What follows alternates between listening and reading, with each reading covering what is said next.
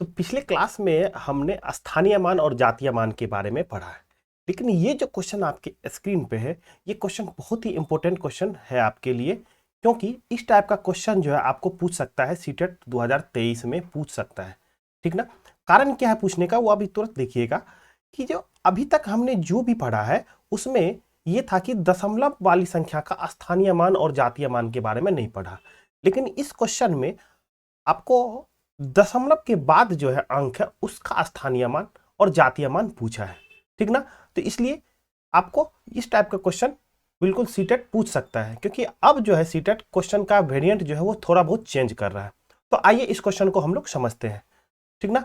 तो आप सभी सीटेट अभ्यर्थियों का करियर बुक चैनल पर सुस्वागतम है, और इस क्वेश्चन के माध्यम से हम और जो है स्थानीय मान और जातीय मान को और ज्यादा डिटेल से हम लोग समझ जाएंगे। ओके, देखिए क्वेश्चन कह रहा है 532.816 में एक का जातीय मान की बात कर रहा है। ठीक ना। देखिए संख्या दिया हुआ है आपका 5, ठीक ना, 3.2.816 है ना। अब इसमें पूछ रहा वो एक का जातीय मान और स्थानीय मान का योगफल बताना है मुझे। अब देखिए जातीय मान के बारे में आपको बता चुके हैं कि जातीय मान कहीं से भी पूछे, ठीक ना, वो हमेशा फिक्स होगा। तो किसके बारे में पूछा है, वो एक के बारे में पूछा है, तो एक इसका हो गया, एक ही हो जाएगा। तो एक बात तो खत्म हो गया। ठीक ना। चाहे वो दशमलव से पहले पूछे या दशमलव के बाद पूछे, एक का जातीय मान पूछा है तो एक ही रहेगा, अगर 6 का पूछेगा तो 6 ही रहेगा। ठीक ना। अब बात कर लेते हैं स्थानीय मान का। देखिए स्थानीय मान का हम कैसे निकालेंगे, तो पूछ रहा एक का। देखिए एक कहाँ है, यहां पे एक है, तो देखिए एक है, एक लिखे। अब हम लोग चलेंगे दशमलव की ओर बढ़ेंगे, एक से दशमलव की ओर बढ़ेंगे। ठीक ना।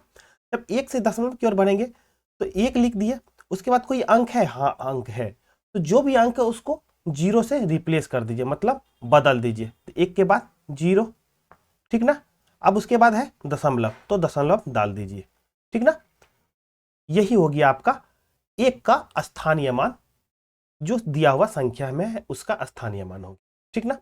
अब इसी जगह पे अगर आपसे 6 का स्थानीय मान पूछ लेता, ठीक ना, सपोज अगर आपसे पूछ लेता वो 6 का स्थानीय मान पूछ लेता, देखिए कैसे बनता 6 का। देखिए 6 है, 6 लिखे, पीछे जाना है मतलब दशमलव की ओर बढ़ना है आपका, तो उसके बाद अंक है, हाँ अंक है, तो जो भी अंक है उसको जीरो में बदल दीजिए, और तब तक बदलिए जब तक कि आपको दशमलव ना मिल जाए। ठीक ना। देखिए इसके बीच 6 से पहले एक अंक है, 2 अंक है, ठीक ना, तो दोनों अंक को जीरो में बदल दीजिए, मतलब जो संख्या का निकालना है और जहां दशमलव है उस बीच में 2 अंक है तो 2 जीरो हो जाएगा, तो यही हो जाएगा आपका दशमलव वाली संख्या का स्थानीय मान निकल जाएगा। ओके, तो चलिए हम लोग आप सवाल पे चलते हैं। सवाल कह रहा है जो एक के जातीय मान और स्थानीय मान का योगफल बताइए। तो हो जाएगा आपका एक का जातीय मान एक हो जाएगा और स्थानीय मान आ जाएगा आपका 0.01, तो दोनों को जोड़ दीजिए तो 1.01, यही हो जाएगा आपका आंसर हो जाएगा। ओके, तो उम्मीद है आपको इस टाइप का एक नया कॉन्सेप्ट समझ में आया है।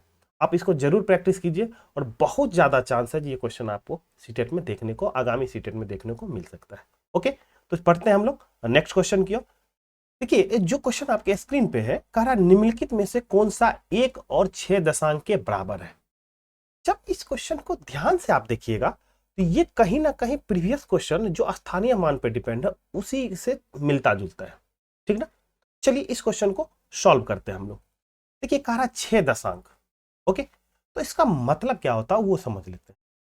देखिए दशांक का मतलब होता है, याद रखिएगा, दशांक का मतलब हो जाता है आपका जो 1/10। दशांक का मतलब हो जाता है सबसे पहले 1/10 हो जाता है। ठीक ना। जिस तरह से दहाई का मतलब होता है 10, एकड़ा का मतलब 100 होता है, उसी तरह से दशांक का मतलब हो जाएगा 1/10 हो जाएगा। ठीक ना। अब यहीं पे बात कर लेगा, अगर शतांश की बात करेगा, शतांश की बात करेगा वो, ठीक ना, तो शतांश का मतलब हो जाएगा 1/100 हो जाएगा। ओके, जिस तरह से सैकड़ा का मतलब होता है 100, इस तरह से शतांश का मतलब हो जाएगा 1/100 हो जाएगा। ओके, ठीक ना। अब देखिए दशांक है, पूछ क्या रहा है 6 दशांक। ओके, तो 6 दशांक मतलब होगा 6/10, इसको आप लिख सकते हैं 0.6। ठीक ना। 0.6। अब कह रहा है 1 और 6 दशांक बराबर है, तो 1 और 6 दशांक मतलब 1 तो हो गया नॉर्मल, ठीक ना, उसके साथ 6 दशांक है तो 0.6 हो गया, तो आपका हो जाएगा ऑप्शन बी हो जाएगा, तो जो कि सीटेट 2021 में पूछा हुआ है। ओके, अब देखिए स्थानीय मान से कैसे रिलेटेड है। देखिए अब इसमें 6 की अगर स्थानीय मान ज्ञात करना होगा, 6 का स्थानीय मान, तो आप कैसे 6 का स्थानीय मान थोड़ी देर पहले आपको बताए थे, तो 6 का स्थानीय मान हो जाएगा 6। ओके, अब इससे पहले कोई अंक है नहीं, अंक है, अगर अंक रहता तो 0 हो जाता, मतलब दशमलव भी है तो 0.6 हो गया, तो 0.6 हो गया। ओके, देखिए तो इसको लिखते भी कैसे हैं दशांक पे, 6/10 ही लिखते हैं, तो देखिए एकदम बिल्कुल स्थानीय मान से मिलता जुलता कॉन्सेप्ट है। अब जो है हम लोग जो आगे जो क्वेश्चन करने वाले हैं वो अभाज्य संख्या से रिलेटेड क्वेश्चन है, मतलब कहीं ना कहीं संख्या से रिलेटेड क्वेश्चन है, ठीक ना। जैसे कभी कभी एग्जाम में आपको अभाज्य संख्या हो गया, सम संख्या हो गया, विषम संख्या हो गया, पूर्णांक संख्या हो गया, इस टाइप से क्वेश्चन आपको देखने को मिलेंगे, ठीक है। तो जब तक आप संख्या के बारे में डिटेल से नहीं जानेंगे तो इस टाइप का क्वेश्चन आपको बनाना थोड़ा सा टफ हो जाएगा, मुश्किल हो जाएगा, ठीक ना। जैसे ये क्वेश्चन जो आपके सामने में है, कह रहा है कि जो सभी अभाज्य संख्या विषम संख्या होती है, लेकिन यहाँ पे अब अभाज्य संख्या के साथ साथ विषम संख्या क्या होती है इसके बारे में भी नॉलेज होना चाहिए। ओके, ठीक ना। अब यहाँ पे सामने और क्वेश्चन पूछ जाए दिया जाए कि जो सम संख्या के रिलेटेड पूछ दिया जाए, पूर्णांक के बारे में पूछ दिया जाए, पूर्ण संख्या के बारे में पूछ दिया जाए, प्राकृतिक संख्या के बारे में पूछ दिया जाए, तो कहीं ना कहीं डिफिकल्टी हो जाती है या कंफ्यूजन हो जाता है। तो इन सारे कॉन्सेप्ट को हम लोग डिटेल से पहले जानते हैं और फिर उससे रिलेटेड जो क्वेश्चन है वो उसको हम लोग सॉल्व करेंगे। जैसा कि ये क्वेश्चन जो है आपका सीटेट 2021 में पूछा गया है, ठीक ना। इस टाइप का एक अगला क्वेश्चन भी है, देखिए ये भी अभाज्य संख्या से रिलेटेड है, ये भी आपका 2021 से में पूछा गया है। तो सबसे पहले हम लोग संख्या के बारे में डिटेल से जान लेते हैं, उसके बाद इस टाइप के क्वेश्चन को हम लोग सॉल्व करेंगे। ओके, तो देखिए यहां पे बात कर रहा है संख्या, ठीक ना। तो अगर दशमलव प्रणाली के अंतर्गत जाए तो संख्या जो बनी होती है वो अंकों से बनी होती है, ठीक ना। ये चीज तो हमने जान चुका है पहला लेक्चर में, और वो अंक जो है वो अंक है आपका 0, 1, 2, 3 और इस तरह से वो आगे है आपका 9 तक है, तो टोटल 10 अंकों से बनी हुई है, दशमलव के अकॉर्डिंग हम बात करेंगे, ठीक ना। अब ये संख्या जो है, संख्या को दो तरह से कैटेगराइज किया गया है, मतलब दो तरह में बांटा गया है, दो तरफ में। एक है आपका वास्तविक संख्या, ठीक ना, और जिसको हम रियल नंबर भी बोलते हैं, दूसरा है आपका काल्पनिक संख्या, ठीक। तो अब यहाँ पे बात ये है जो संख्या किस संख्या को हम लोग वास्तविक बोलेंगे और किस संख्या को काल्पनिक बोलेंगे, ठीक ना। तो देखिए जब भी किसी संख्या के वास्तविक या काल्पनिक के बारे में बताना हो तो सिंपल सा इसका रूल है, जो संख्या को क्या कीजिए आप स्क्वायर कर दीजिए, संख्या को स्क्वायर किए, अगर उसकी वैल्यू आ गई पॉजिटिव, ध्यान रखिएगा, संख्या को स्क्वायर की उसकी वैल्यू आ गई अगर पॉजिटिव, तो वो संख्या हो जाएगी आपकी वास्तविक संख्या, मतलब रियल नंबर, ठीक ना। और वैसे भी देखिए पॉजिटिव मतलब रियल, अगर दैनिक जीवन की बात करें तो पॉजिटिव आदमी एकदम रियल आदमी लगता है ना। इस तरह से भी आप उसको माइंड में कर सकते हैं। अगर काल्पनिक की बात करें तो संख्या का स्क्वायर कीजिए, है ना, और अगर स्क्वायर करने के बाद वैल्यू अगर निगेटिव आ गया, संख्या का स्क्वायर किया और वैल्यू मेरा निगेटिव आ गया, तब हम बोलेंगे जो संख्या है वो संख्या आपका काल्पनिक संख्या है, इमेजनरी संख्या है ना। चलिए इस बात को हम लोग एग्जाम्पल के थ्रू समझते हैं। देखिए अगर आपको दिया हुआ जैसे √5 दिया हुआ, अब आपसे पूछ रहा है कि क्या √5 कौन सी है, रियल नंबर है या इमेजनरी नंबर है ना। तो इसका क्या करना है, सबसे पहले स्क्वायर कर दिए, ठीक ना।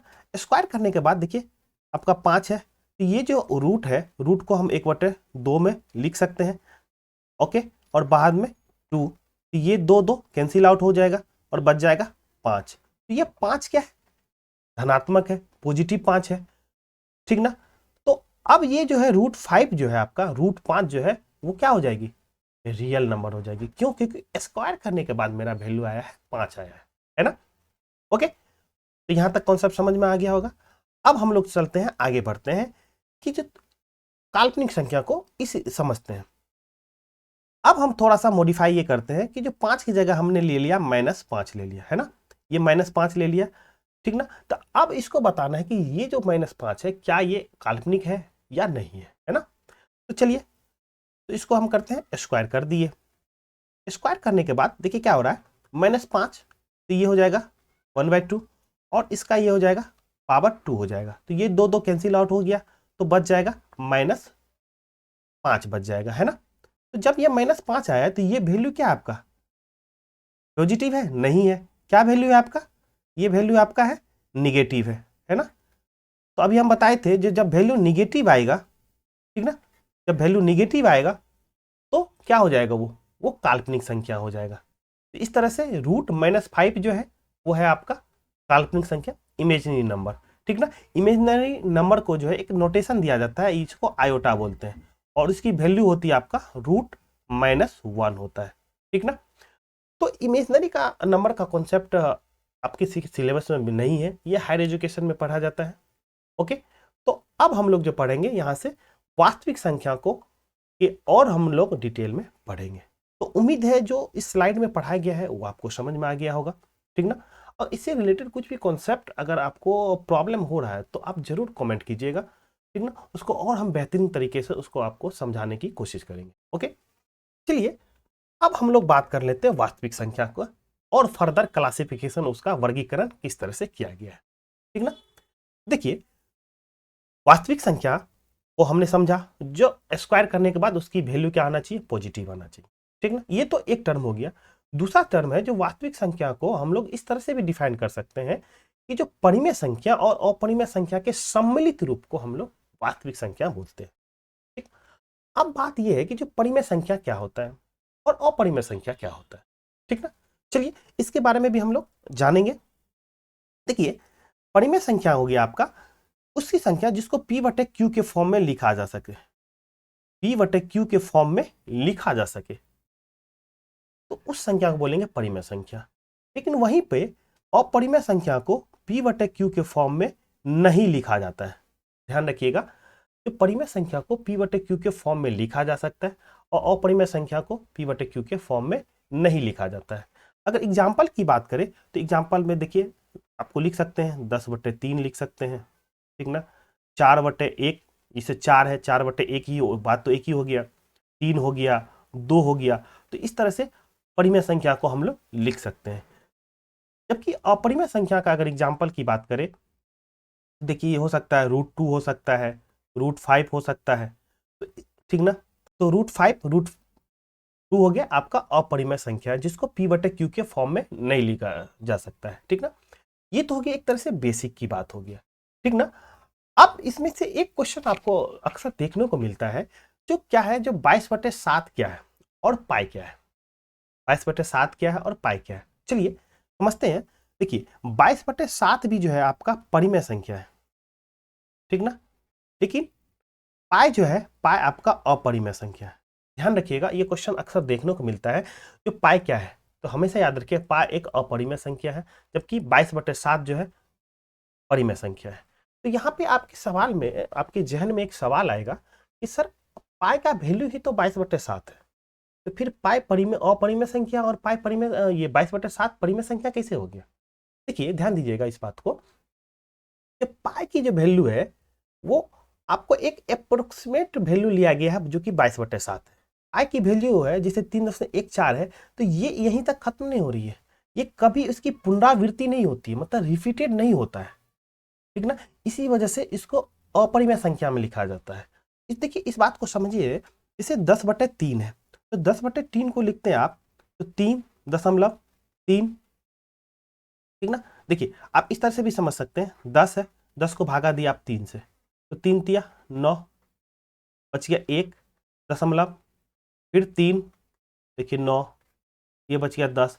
तो ये जो प्रक्रिया है आपका चलते रहेगा, मतलब कहीं ना कहीं इसकी पुनरावृत्ति हो रही है ना, पुनरावृत्ति हो रही है। तो इसलिए जब इस टाइप का होगा, जब पुनरावृत्ति हो गया, तो उस संख्या को हम P/Q के फॉर्म में भी लिख सकते हैं और उसको परिमेय संख्या भी बोलते हैं। लेकिन जैसे 3.14 है, क्योंकि पाई की वैल्यू 3.14 आगे और भी बढ़ता चला जाएगा, तो वो आपका टर्मिनेट नहीं करेगा, मतलब उसकी पुनरावृत्ति नहीं हो रही है, ठीक ना। इसलिए उसको बोलेंगे अपरिमेय संख्या बोलेंगे। यहाँ पे जो p बटे q जो होगा, p बटे q एक पूर्णांक होगा, ठीक ना। तो यहाँ से हमको कॉन्सेप्ट एक जानने को मिलेगा जो पूर्णांक क्या होता है, ठीक ना। तो चलिए हम लोग पूर्णांक के बारे में अब हम लोग बात करते हैं। देखिए पूर्णांक जिसको इंटीजर भी बोला जाता है ना, पूर्णांक को हम लोग इंटीजर बोलते हैं, ठीक। तो अब देखिए पूर्णांक ये हो गया जो माइनस इन्फिनिटी से लेके, ठीक ना, अगर बात करें तो जैसे -4, -3, -2, -1, फिर 0, 1, 2, 3, इस तरह से इन्फिनिटी तक की जो संख्या है उसको हम लोग बोलेंगे पूर्णांक बोलेंगे या इंटीजर बोलेंगे। कहने का मतलब माइनस इन्फिनिटी से लेकर इन्फिनिटी तक है, उसको हम लोग पूर्णांक बोलेंगे। तो अब जो पूर्णांक होगा, जो भी कोई पूर्णांक होगा, वो सबसे पहला जो इसमें एक टर्म है वो आपको ये आएगा कि सारा जो पूर्णांक होगा वो आपका परिमेय संख्या होगा, ठीक ना, वो आपका परिमेय संख्या होगा। तो एक ये क्वेश्चन आपको देखने को मिलेगा जो इंटीजर क्या होते हैं, तो देखने को मिल सकता है क्या वो परिमेय होते हैं या अपरिमेय होते हैं। तो आपका ऑप्शन में यही ध्यान रखिएगा, जो परिमेय संख्या इसका राइट आंसर है। जो कोई भी इंटीजर होगा वो आपका परिमेय संख्या होगा, ठीक ना। ये तो बात हो गई, जो बेसिक बात होगी। अब पूर्णांक को भी हम लोग 3 भाग में डिवाइड करते हैं, ठीक ना। तो चलिए हम लोग देखते हैं जो पूर्णांक वो 3 भाग कौन कौन सा है। देखिए इस 3 भाग की बात करें तो देखिए इसमें आपका आता है जो पॉजिटिव आता है, ठीक ना, पॉजिटिव वैल्यू हो गया। दूसरा अगर बात करें तो वो हो गया आपका 0 हो गया, और तीसरा बात करें तो वो आ गया आपका निगेटिव वैल्यू हो गया, मतलब ऋणात्मक की बात करेंगे। ओके, तो अब यहां से देखिएगा जो 1 से लेकर इन्फिनिटी तक, जो भी 1 से लेकर इन्फिनिटी तक का जो समुच्चय है, ठीक ना, उसको हम लोग बोलेंगे आपको ये हो जाएगा धनात्मक पूर्णांक होगा, ठीक ना। और 0 तो एक खुद में 0 है ही, और तीस जो निगेटिव हो जाएगा, जो मतलब माइनस इन्फिनिटी से लेके आपका आ जाता है -1 तक का जो वैल्यू होगा आपका, वो हो जाएगा आपका ऋणात्मक हो जाएगा। ओके, ठीक ना। ये तो होगी पूर्णांक के बारे में, जो पूर्णांक आपका हो गया पॉजिटिव, निगेटिव और 0 हो जाएगा, ठीक ना। अब यहाँ पे एक नया कॉन्सेप्ट आपको देखने को मिलेगा, यहीं पे हम आपको समझाने की कोशिश करेंगे कि जो प्राकृतिक संख्या क्या होता है, ठीक ना, पूर्ण संख्या क्या होता है। तो ध्यान रखिएगा, तो जैसे गिनती की संख्या को हम लोग बोलते हैं प्राकृतिक संख्या, गिनती की संख्या को प्राकृतिक संख्या को बोलेंगे, ठीक ना।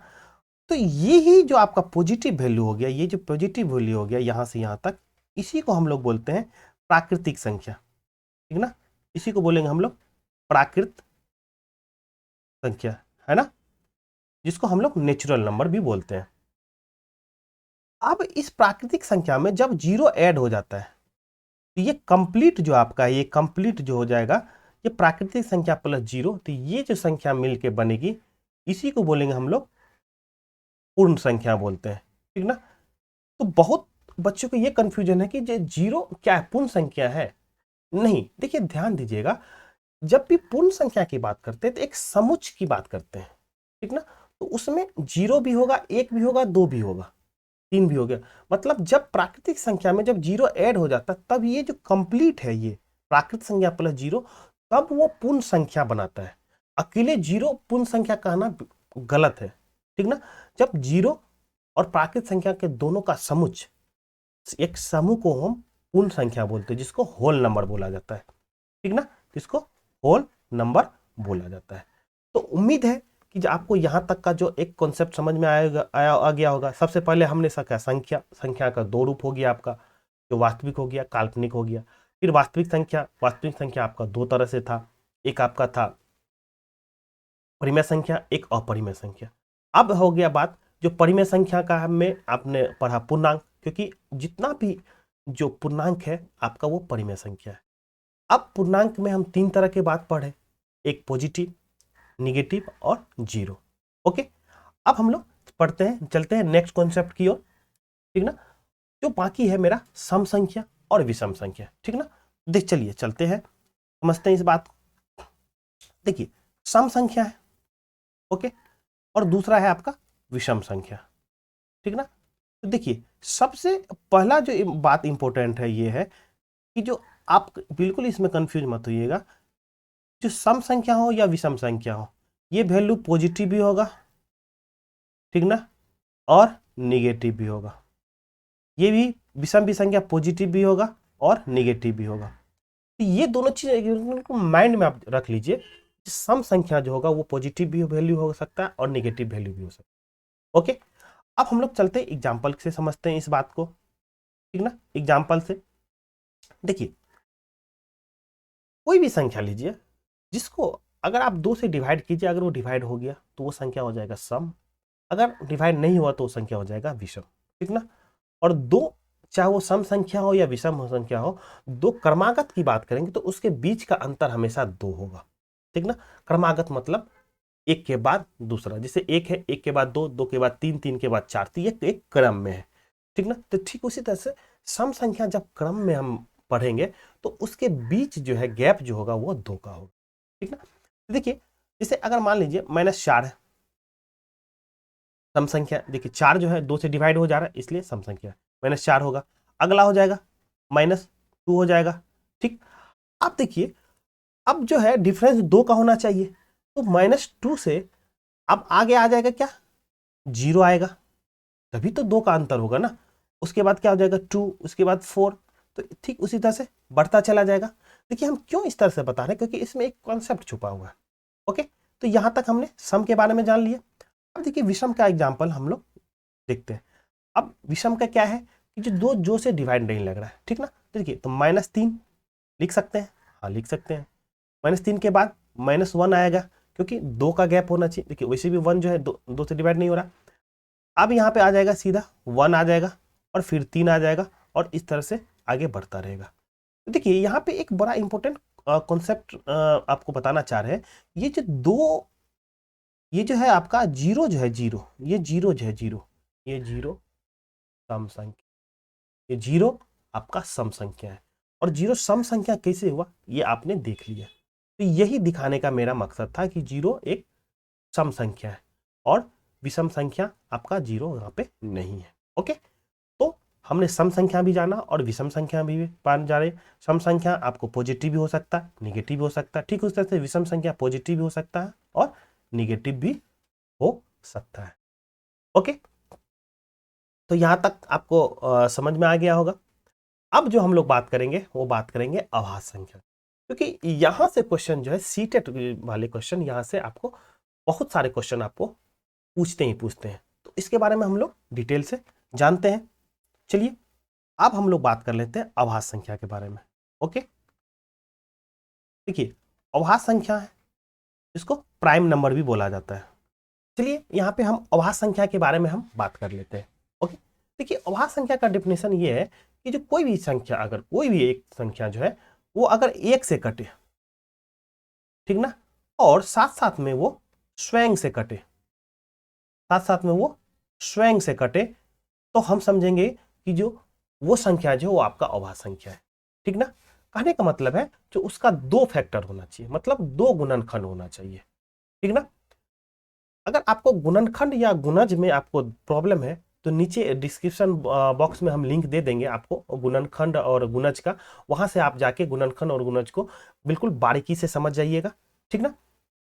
चलिए यहाँ पे समझते हैं इस बात को, जिसे एग्जाम्पल के तौर पे लेते हैं। मान लीजिए यहाँ पे एग्जाम्पल पे देखिए, यहाँ पे 3 है। ओके, अब मुझे पता करना है ये 3 क्या अभाज्य संख्या है या नहीं है।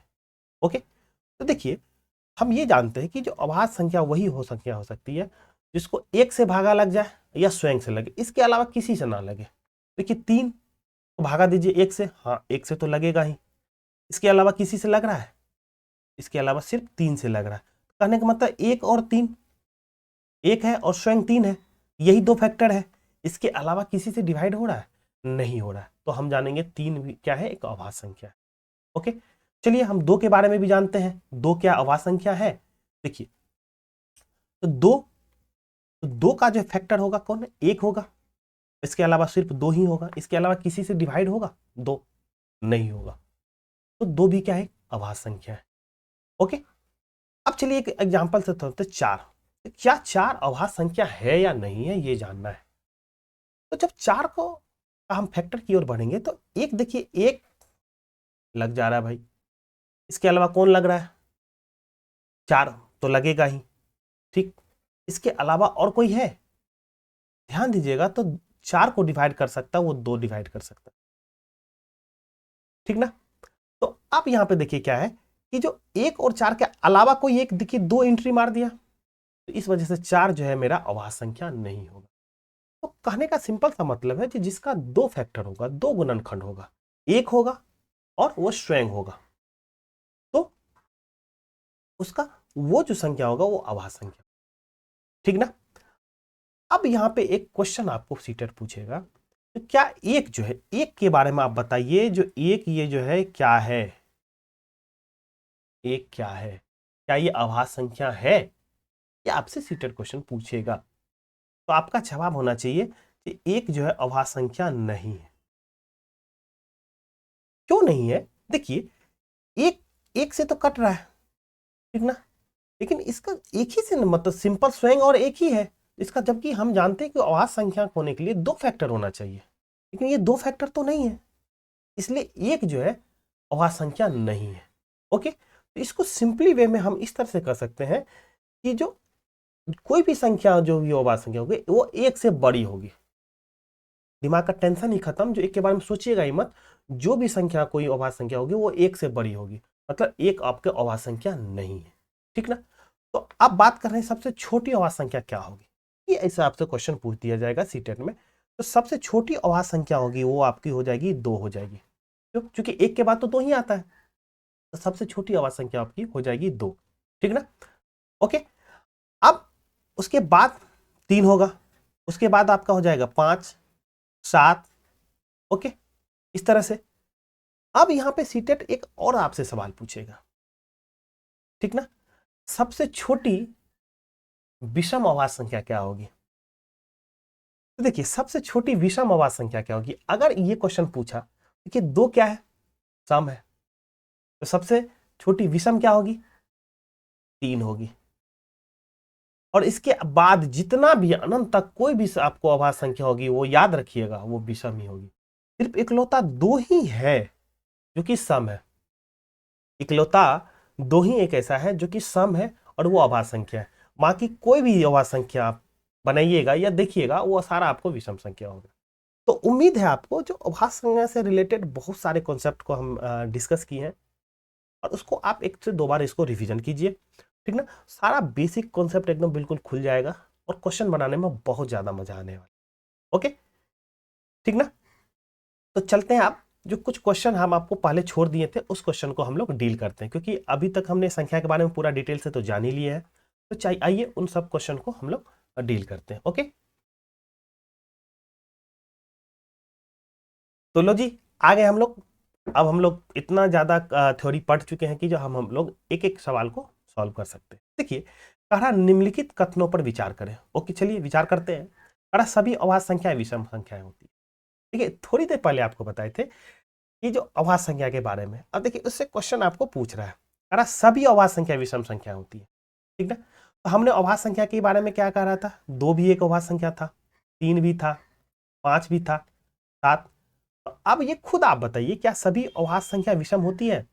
नहीं, 2 एक ऐसा अभाज्य संख्या जो कि सम है ना। तो ये तो स्टेटमेंट हो गया गलत। तो इसलिए हम बोलते हैं कि जब किसी चीज को आप डिटेल से पढ़ते हैं, समझदारी से पढ़ते हैं, तो आप एग्जाम में क्वेश्चन बना के आइएगा और सही बना के आइएगा, और वो भी बहुत कम समय में बना के आइएगा। ओके, अब चलिए देखिए दूसरा क्वेश्चन क्या कर रहा है, ऑप्शन दूसरा क्या कर रहा है, एक अंक वाली केवल 5 अभाज्य संख्या है। एक अंक वाला पूछा, जरा ध्यान से पढ़िए दीजिएगा। 2 है, 3 है, 5 है, 7 है, उसके बाद क्या हो जाएगा, 11 होगा, ठीक ना। 2, 3, 5, 7 और 11 है। तो अब कह रहा है एक अंक वाली केवल 5 है, तो देखिए एक है, दूसरा हो गया, ये तीसरा हो गया, चौथा हो गया, और ये पांचवा। लेकिन पांचवा ये तो 2 अंक की हो गई ना गुरु, तो एक अंक की अभाज्य संख्या टोटल कितना हो गया, 4 हो गया, तो ये भी आपका गलत हो गया, ठीक ना। देखिए, आपके लिए एक होमवर्क है, और जरूर इसको होमवर्क कमेंट में जरूर ये बात को लिखिएगा, जो 1 से लेके आपको 50 तक, 1 से लेके 1 to 50 तक कितनी अभाज्य संख्या है, ये आप कमेंट बॉक्स में जरूर लिखिएगा। इससे आपका क्या होगा, जो अभाज्य संख्या को और आप बारीकी से समझ पाइएगा और आपका थिंकिंग लेवल बढ़ जाएगा। ठीक ना। कमेंट में जितने भी बच्चे देख रहे हैं, इस कमेंट में जरूर 1 से लेकर 50 तक का अभाज्य संख्या आप कमेंट में लिखिएगा। ओके, चलिए अब चलते हैं तीसरा ऑप्शन की ओर। अभाज्य संख्या अपरिमित रूप से अनेक होते हैं, ठीक ना। कहने का मतलब है जो अभाज्य संख्या इनफिनाइट होते हैं, ये तो बात बिल्कुल सही है, ये बिल्कुल बढ़ते जाएगा, तो ये आपका ऑप्शन सही हो जाएगा, ठीक ना। चलिए चौथा ऑप्शन की ओर बढ़ते हैं। कह रहा अभाज्य संख्याओं के केवल 2 गुणनखंड होते हैं। ये तो डेफिनेशन ही है मेरे गुरु, जो अभाज्य संख्या के केवल 2 गुणनखंड होते हैं, मतलब 2 फैक्टर होते हैं, है ना। तो वो कौन होता है? वो 1 होता है और संख्या स्वयं होता है, ठीक ना। तो ये आपका ऑप्शन चौथा, ये भी आपका सही हो गया। तो चलते हैं 3 और 4, तो 3 और 4 आपका ऑप्शन ये सी है जो राइट है। ओके, तो देखिए जब आप किसी चीज को डिटेल में पढ़े हैं तो उसका एक एक एनालिसिस करके आपने उसको समझा और बनाया, और बिल्कुल कम समय में बनेगा और सही बनेगा, ठीक ना। तो उम्मीद है आपको सेशन पसंद आ रहा होगा। तो इस चैनल को सब्सक्राइब भी कीजिए, लाइक भी कीजिए और ज़्यादा से ज़्यादा शेयर कीजिए, ताकि सभी को इसका बेनिफिट मिल सके। और चलते हैं हम लोग नेक्स्ट क्वेश्चन की ओर। अब कह रहा है निम्नलिखित में से कौन सा कथन सत्य है। देखिए फिर स्टेटमेंट बेस्ड आपको पूछा, और ये देखिए ये भी पूछा है आपको सीटेट 2021 में पूछा है, ठीक ना। तो लेटेस्ट इस टाइप का क्वेश्चन पूछ रहा है जो आपको डिटेल से वो कॉन्सेप्ट जानना चाह रहा है। अब कह रहा है एक अभाज्य संख्या जब दूसरी अभाज्य संख्या जोड़ी जाए तो सदा एक अभाज्य संख्या प्राप्त होती है, ठीक ना। कह रहा है जब एक अभाज्य संख्या में दूसरी अभाज्य संख्या जोड़ते हैं तो वो सदा एक अभाज्य संख्या प्राप्त होती है। चलिए देखिए, जब भी इस टाइप का क्वेश्चन है तो सबसे पहले आप अभाज्य संख्या लिख लीजिए, ज्यादा फायदा होगा। अभाज्य संख्या क्या है? 2, 3, इसलिए हम आपको बोले थे जो कमेंट में अभाज्य संख्या लिखने के लिए 5, 7, 11, ज्यादा नहीं, थोड़ा सा ही लिखिए। अब चलिए इसको समझिए बात को। अगर एक में से दूसरा जोड़ा जाता है, देखिए पहला अभाज्य संख्या को दूसरे अभाज्य संख्या, जैसे 3 है, 3 को 2 से जोड़ दिए, मतलब 2 है 3 जोड़ दिए 5 हो जा रहा है। अब जब हो जा रहा है तो एक स्टेटमेंट एक बार और चेक कीजिए, क्या हम 5 और 3 को जोड़ेंगे, 3 और 5 को जोड़ेंगे, तो 3 और 5 को जोड़ने के बाद क्या वो अभाज्य संख्या आ रही है? देखिए 3 प्लस हो गया 5, ये हो गया बाबा 8 हो गया, तो 8 अभाज्य संख्या है? नहीं है ना। तो स्टेटमेंट आपका ये क्या हो गया? गलत हो गया। तो इसलिए बोले थे कि एक और आप ट्रायल ले लीजिए। अब कह रहा है एक अभाज्य संख्या को दूसरी अभाज्य संख्या से गुना किया जाता है तो सदा एक अभाज्य संख्या प्राप्त होती है। पहला अभाज्य संख्या 2 है, दूसरा अभाज्य संख्या 3 है, तो 3 को 2 से गुना कीजिएगा, 3 2 6, 3 गुना 2 6 हो गया। 6 अभाज्य संख्या है। अब 6 को अभाज्य संख्या को बताने के लिए क्या करना है कि जो किस किस से डिवाइड हो रहा है, 1 से हो रहा है, हाँ जी 1 से हो रहा है, ठीक ना। देखिए और किससे हो रहा है? 2 से हो रहा है, और किससे हो रहा है? 3 से हो रहा है, और ये किससे हो रहा है? 6 से हो रहा है। तो देखिए फैक्टर तो होना चाहिए 2 ही ना, 1 और स्वयं होना चाहिए, ये तो एडिशनल आ गया, तो अभाज्य संख्या होगा? नहीं होगा, बात खत्म। तो ये स्टेटमेंट आपका गलत हो गया। अब कह रहा अभाज्य संख्या के गुणनखंड नहीं होते हैं, क्या ये स्टेटमेंट सही है? नहीं। क्यों? क्योंकि अभाज्य संख्या के 2 गुणनखंड होते हैं, एक तो वो खुद होता है और एक वो 1 से डिवाइड होता है। ओके, तो ये भी स्टेटमेंट गलत हो गया। अब कह रहा अभाज्य संख्या अपरिमित रूप से अनेक होते हैं, कहने का मतलब अभाज्य संख्या इनफिनाइट होते हैं, तो आपका ये डी ऑप्शन सही हो जाएगा, ठीक ना। देखिए किसी भी चीज को आप बारीकी से समझे तो उससे रिलेटेड जो भी क्वेश्चन है, देखिए सारा क्वेश्चन आपको सॉल्व हो रहा है। ओके, तो आज के सेशन में इतना ही। एक नए सेशन में हम लोग एक नया जो है कॉन्सेप्ट के साथ लेके हाजिर होंगे, ठीक ना। तब तक के लिए धन्यवाद, जय हिंद।